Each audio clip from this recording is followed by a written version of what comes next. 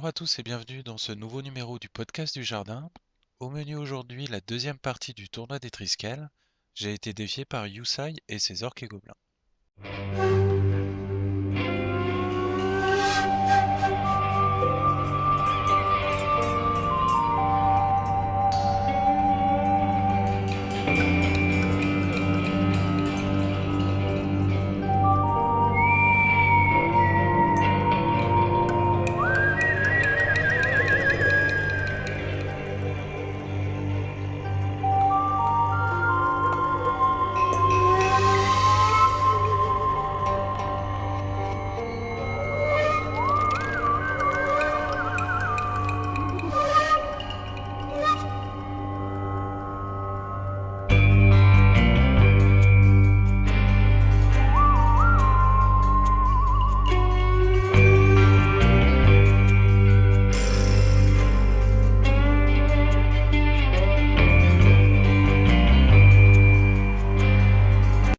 Lorsque Yusai m'a défié, je me suis dit bon, tant pis. L'armée orque et gob, c'est une des armées que je souhaitais éviter lors du tournoi, notamment à cause des katas à plongeurs et des catapultes. C'est assez facile avec les catapultes à plongeurs de la mort d'enlever la tension messière dans mes régiments de Saurus. Et après, les catapultes peuvent s'amuser sur mes persos Kourak et Kourak-Kak. Donc bah, je savais que de toute façon j'allais devoir en affronter. Il y avait 7, non pas, ouais, il y avait 7 ou 8 orques et gobes dans le tournoi sur 42 joueurs. Pareil, l'Empire et le chaos, j'aurais aimé les éviter pour des raisons différentes. L'Empire, c'est aussi à cause de son artillerie et de sa sauvegarde d'un plus, et le chaos à cause de sa mobilité et de son très fort impact. Le prince démon, je peux pas le gérer par exemple. Bon, et si on prend bah, ces trois armées, c'était plus de la moitié des armées du tournoi, donc je savais de toute façon que j'allais en manger. Donc voilà, c'est la deuxième partie. Donc au niveau du déploiement, je place mon Slan au centre pour garder ma bulle de commandement. Je le mets avec le gros régiment de Croxigore et de Skink pour avoir l'attention messieurs le plus longtemps possible. Je me dis que dans une petite cohorte, bah, un coup de catapulte à plongeur de la mort et après, hop, on peut essayer de sniper le Slan. De part et d'autre, je mets quand même deux petites cohortes qui vont servir de chaussons, enfin qui vont normalement servir de chaussons plus tard. De part et d'autre aussi, je vais mettre un régiment de cavalerie Saurus. Donc alors sur celui de gauche, lors du déploiement, je vois que ce sera le côté le plus accessible. Donc je mets mon Kourak-Kak et deux Kourak à l'intérieur. Eux, ils vont devoir avancer le plus vite possible pour s'occuper de la Ragnarok et, euh, et des costauds.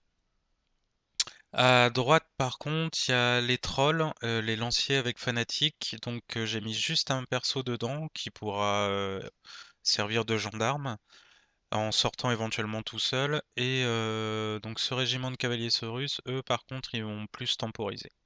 Donc sinon, classiquement, les tirailleurs devant, prêts à tirer et à rediriger. Les terradons font leur avant-garde pour pouvoir lâcher leurs cailloux le plus vite possible. Le personnage sur Terradon n'a pas encore fait son avant-garde, mais il va se retrouver à côté pour avoir son attention Messire à 4+. Et sinon, tout en haut à gauche, vous pouvez voir mes caméléons. Euh, donc je les ai mis là parce que j'ai vu un petit trou dans le dispositif de Yusai. Il n'a pas très bien protégé son flanc droit et les machines de guerre qui sont derrière. Et donc ben voilà, je vais essayer de m'infiltrer et de soit tuer le Squig Broyeur, soit affaiblir la Ragnarok, soit prendre les machines de guerre qui sont derrière.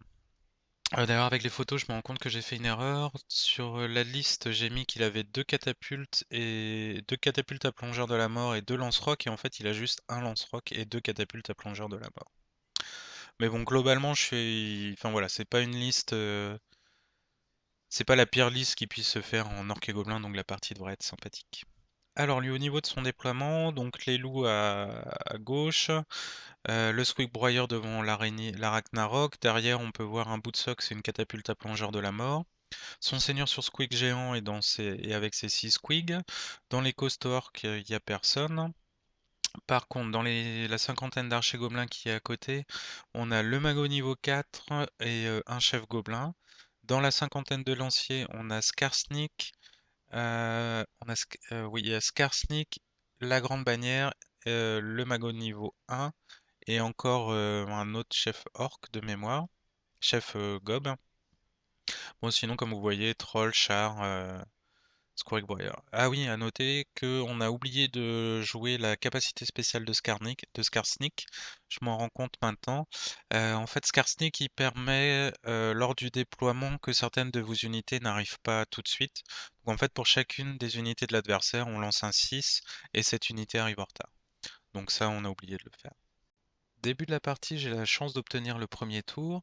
Mes deux régiments de caméléons que j'avais mis à 12 pas de ces chevaucheurs sur loup vont faire une marche forcée. Le premier va se mettre à portée de tir de la catapulte à plongeur de la mort. Je vais avoir la chance de la détruire. Le deuxième va se mettre dans les ruines pour tirer sur les chevaucheurs. Pendant ce temps, les terradons font une marche forcée, passent au-dessus du squeak broyeur, lancent les cailloux. Je vais pas réussir à le finir, je vais faire que 2 PV. Je vais lancer des javelots à la phase de tir, ça va pas le finir non plus. Donc à la phase de magie, je vais lancer passe-muraille sur les terradons. C'est un sort qui donne un mouvement éthéré gratuit de 10 à 20 pas. Grâce à ce mouvement, je vais passer sur le Squeak Broyeur, ce qui va le détruire, et je vais me repositionner sur le flanc de la Ragnarok, prêt à charger les autres machines de guerre. Bon, en réfléchissant, j'ai peut-être fait une erreur ici. Au lieu de me positionner sur le flanc de la Ragnarok, j'aurais peut-être dû me poser devant les régiments de gobelins, ce qui aurait permis de faire sortir les fanatiques tout de suite. Au niveau des autres mouvements, comme vous le voyez, je vais étendre ma ligne. Je vais essayer d'élargir le plus possible ma zone de tir, avec, que ce soit sur la gauche ou sur la droite, avec mes caméléons. Ma cavalerie sur la gauche, je peux pas l'avancer trop tant que le Squeak Broyer n'a pas été éliminé. Et donc j'ai mon chef skink sur Terradon qui reste toujours en embuscade. Alors, mon slan que je ne devais pas faire sortir trop tôt de la cohorte de Croxigore. Bon bah finalement je l'ai mis avec 10 King, toujours parce que je pense pouvoir me débarrasser de la menace des machines de guerre assez vite. Et j'avance ce régiment pour pouvoir soutenir les cavaliers Saurus. Tour 1 des peaux vertes. Alors là, il a pas de chance. Les trolls sont stupides. Skarsnik rate son test d'animosité. Donc tout son flanc gauche va être ralenti. Il va juste avancer avec son squeak broyeur et son char. Alors par contre, sur son flanc droit, il va avancer donc avec son troupeau, ses squigs. Son régiment de costaud va avancer aussi un petit peu. Alors là, à mon avis, c'est une de ses erreurs. Donc Yusai, c'est un joueur débutant qui se remet juste à la V8 après quelques années d'arrêt. Donc il pense protéger son flanc droit, protéger ses machines de guerre avec son Ragnarok. Malheureusement pour lui, en face, il y a des tirailleurs, que ce soit les caméléons ou les terradons. Donc même s'il se met face à moi, je vais pouvoir m'infiltrer sans trop de problèmes normalement. Au niveau de la phase de magie, Yusai va lancer un Urticaire Ultime sur l'unité de caméléon qui a détruit les plongeurs pour les ralentir, et sinon il va lancer un nuage de nuit sur la Ragnarok pour la protéger des tirs. Tour 2 des hommes lézards, donc là il va me manquer une photo d'ensemble. Sur le flanc droit, globalement ça va être le statu quo, j'ai juste un régiment de 10 tirailleurs qui va avancer vers le Squeak Broyeur pour lui tirer dessus. J'enlèverai 2 points de vie. Sur le flanc gauche, j'ai les cavaliers Saurus qui vont charger le régiment de Squig avec le seigneur sur Squig géant. Ça va marcher comme vous le voyez. À côté, j'amène mon chef skink sur Terradon. Donc alors là, il y a enfin, c'est pour deux raisons différentes. La première, c'est qu'il va pouvoir menacer les machines de guerre si jamais il survit à la phase de tir et de magie. La deuxième, c'est qu'il va pouvoir m'aider à contrôler mes cavaliers Saurus. Donc sur le combat, je sais que je vais le gagner, ça y a pas trop de problème. Maintenant, je ne sais pas si je vais réussir à tuer le seigneur sur Squig. Donc si jamais je ne réussis pas à le tuer, il va fuir, et donc je vais être obligé de le poursuivre à cause de la règle prédation. Donc les hommes lézards, c'est en fait les Saurus et les Croxigores ont la règle de prédation. Si jamais je fais un 6 pour toucher, j'ai une attaque supplémentaire, mais en contrepartie, je suis obligé de poursuivre lors d'un corps à corps. La seule exception, c'est s'il y a un personnage skink, Tupac ou sorcier, juste à 6 pas de mon régiment. Là, j'ai droit à mon test pour me réfréner normalement. Donc là, le Tupac sur Terradon est là pour avoir ce test pour me réfréner. Sinon, vous pouvez voir en bas le régiment de Terradon. Donc lui, je voulais l'avancer pour aller menacer les machines de guerre et pour faire sortir les fanatiques. Donc Yusai va pas hésiter à envoyer un fanatique au travers de ses costauds pour atteindre mes terradons. Il va m'en tuer un et je vais paniquer et fuir. Et sinon, donc il va en envoyer deux vers le corps à corps pour essayer de d'impacter mes chevaliers, mes cavaliers Saurus. Donc là, je suis content d'avoir le personnage sur Terradon pour pouvoir me réfréner. Lors de la phase de mouvement, toujours, il y a une petite chasse qui va commencer sur le flanc gauche. J'ai un régiment de tirailleurs skink et les caméléons qui étaient dans la ruine qui vont chasser les chevaucheurs gobelins sur loup. Je vais réussir à en tuer deux à la phase de tir, pardon. Corps à corps, donc je vais exterminer les squigs. Malheureusement, je vais mettre que 2 points de vie sur le seigneur gobelin sur squig géant. Et bah, il va fuir, mais je vais réussir à me réfréner. Tour 2 des peaux vertes, là aussi il va me manquer une photo d'ensemble. Donc pour résumer le tour, en fait, Yusai est insolent de chance. Donc alors, il va commencer par un test d'animosité raté sur les costauds qui vont devoir charger mon paquet de cavaliers Saurus, les costauds sur qui j'avais lancé Blizzard avant. Après, sur les trois fanatiques que vous voyez, celui qui est au niveau de la Ragnarok, bon, il va foncer dans la Ragnarok et lui faire un ou deux PV. Les deux qui sont à droite du pack de costauds, ben, ils vont foncer dans les costauds et ils vont en tuer quelques-uns aussi. À la magie, il va faire un petit doublas et sinon au tir, il va faire un misfire sur sa catapulte à plongeur de la mort. Donc globalement, c'est un bon tour au niveau chance pour Yusai. Donc sinon, sur son flanc gauche, il va pas avancer, il va stabiliser. Il y a juste un char qui va charger mes skinks. Je vais fuir et donc la charge va rater.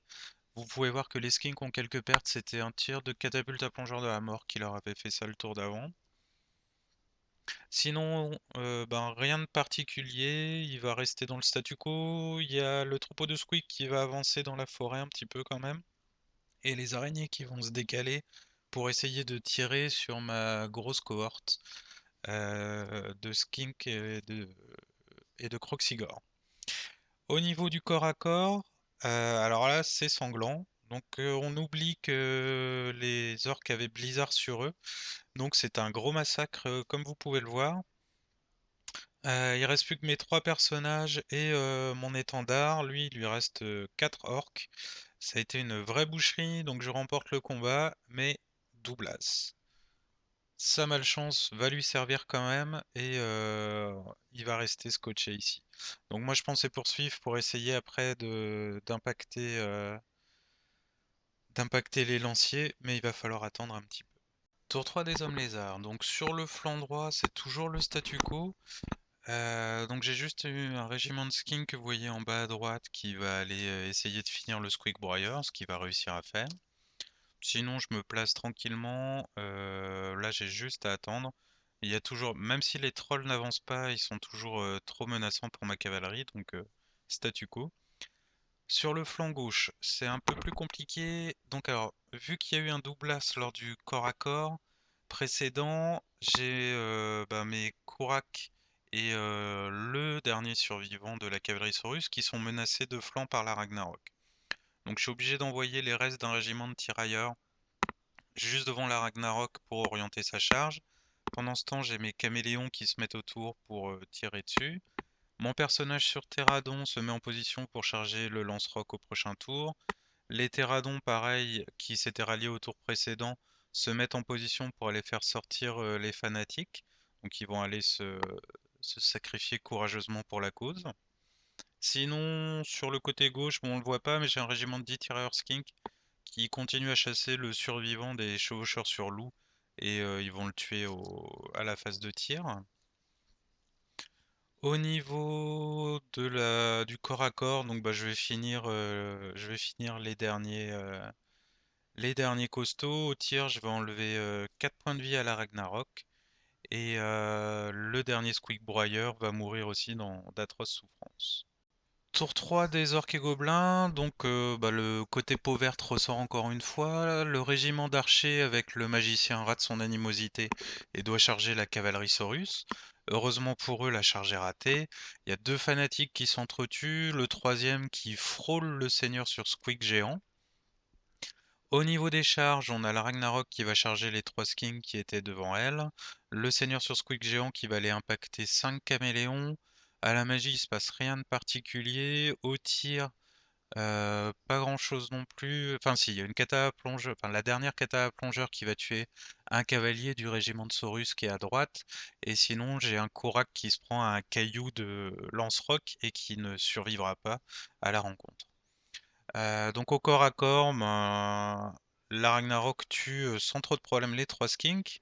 Par contre, le seigneur sur Squeak géant ne réussit pas à faire fuir les caméléons. Et donc il restera un tour de plus au corps à corps. Tour 4 des hommes lézards. Donc sur le flanc gauche, la chasse à la Ragnarok continue. Donc j'ai 3 régiments qui se mettent autour pour lui tirer dessus. Malheureusement pour moi, elle ne prendra rien ce tour-ci à la phase de tir. Alors sinon, de façon plus générale, j'ai mon cavalier, mon porte-étendard Saurus qui va essayer de courir pour sauver sa vie. Donc il va rester hors du champ de vision de la Ragnarok, mais il va s'éloigner le plus possible des tireurs adverses. Mon Slann, pour éviter de se faire charger par la Ragnarok, il va rejoindre le régiment de Kroxigor et de Skink. Face au char gobelin qui est sur la colline à droite, je vais mettre une cohorte de 10 Skink qui vont lui tirer dessus. Et pour les protéger en cas de charge du char, je vais mettre un Korak à l'intérieur. Sinon, au niveau des mouvements de charge, j'ai mon Korak et mon Korak qui vont charger les archers gobelins. Je vais essayer de tuer le mago niveau 3 qui est à l'intérieur du régiment. En charge autrement, j'ai eu mon personnage, mon Tupac sur Terradon qui a chargé le lance-roc et les Terradons qui se mettent en position pour pouvoir charger au tour prochain la catapulte à plongeur de la mort. Et sinon, on voit vraiment pas bien sur l'image, mais tout en haut à droite, j'ai un régiment de 10 tirailleurs qui est passé à côté des trolls, qui est à leur niveau, même un peu en arrière, et qui est prêt aussi à charger la catapulte au tour prochain. Au niveau de la phase de magie, à nouveau, il n'y a pas grand-chose qui se passe. Je vais lancer un blizzard sur les gobelins. Je lance un étouffement de l'âme sur le char, donc c'est 2d6 touches de force 4. Mais ça lui fait rien. Et sinon, ouais, c'est tout ce qui se passe. Au niveau du corps à corps, donc mon Kourak et mon Kourakak vont gagner le combat, mais je vais pas réussir à tuer le sorcier. Il va prendre seulement 2 blessures parce qu'il a le talisman de préservation. Et sinon, le seigneur sur Squeak géant va finir les 3 derniers caméléons. Tour 4 dépôt verte. Le troupeau de Squeak qui est dans la forêt va charger la cohorte de Kroxigor et de Skink qui abrite mon Slann. J'ai le char qui va charger la cohorte et le héros Kourak que j'avais placé devant. Et enfin, le seigneur sur Squeak géant va charger le flanc d'un de mes personnages Kourak qui est au contact avec le régiment d'archers. À la magie, il se passe pas grand chose. J'ai un urticaire ultime qui est lancé sur le régiment de Kroxigor et de Skink. Que ça lui met -4 en init, mais bon, c'est anecdotique, ça va rien changer. Ah oui, pardon, avant, au niveau des mouvements, il y a les lanciers de Skarsnik et les trolls qui ne bougent quasiment pas, encore une fois. En fait, ils n'auront pas du tout bougé de la partie. Au niveau du tir, il se passe rien de notable non plus. Donc corps à corps, j'ai le régiment de Kroxigor de Monslan qui perd le combat, mais je suis tenace à 10 relançables, donc il n'y a pas de problème, je me reforme, et maintenant il va y avoir les 4 Kroxigor qui vont pouvoir taper sur le régiment de Squig. Le héros sur Squig géant, enfin le seigneur sur Squig géant est terminé par mon Kourak, et le char est détruit aussi dans sa charge par mon autre Kourak. Tour 5 des hommes lézards. Donc là, il n'y aura plus beaucoup de photos parce qu'on est en limite de temps pour la partie du tournoi. Au niveau des charges, on a les Terradons et le régiment de Skink qui s'est infiltré, qui charge la catapulte à plongeur de la mort. Le héros sur Terradon qui vient de finir la catapulte, le lance-roc, le tour précédent, charge de dos le régiment de gobelins. Sur le flanc gauche, la chasse à la Ragnarok continue. Donc la Ragnarok tombera sous les tirs empoisonnés ce tour-ci. Magie, je relance un blizzard sur les archers. Corps à corps, donc je vais toujours pas réussir à finir le sorcier niveau 4. Il reste à 2 points de vie. Bon, je vais gagner le combat, mais les archers vont rester. La catapulte à plongeur de la mort, elle, va succomber sous l'assaut des skinks. Tour 5 des orques et gobes. Il se passe rien de notable, on continue juste les corps à corps, donc là je réussis à terminer le magicien gobelin. Par contre, j'arrive toujours pas à avoir le régiment d'archers. Il va réussir son test tenace. Donc fin de la partie, on calcule les points, ça fait 18-2 pour moi. Donc victoire des hommes lézards. Donc Yusai il avait une armée très sympathique, c'était très loin d'un no limit. Il a fait quelques erreurs, donc comme vous le voyez sur cette photo de la fin du tour 5, Skarsnik et les trolls n'ont pas bougé en fait. Donc même s'il y a eu un test d'animosité et de stupidité raté au premier tour, il a pas bougé par la suite. Je pense que son erreur en fait ça a été de toujours réagir à mes mouvements et de pas essayer de me mettre la pression. En fait, avec ma mobilité, je le contournais, je choisissais vraiment où je voulais aller, et lui, à chaque fois, il ne faisait que réagir. Bon, en plus, il a eu une part de malchance avec les fanatiques qui se tuaient entre eux ou qui allaient dans ses régiments, ainsi de suite. Bon, en tout cas, au final, une partie très sympathique avec un adversaire super agréable.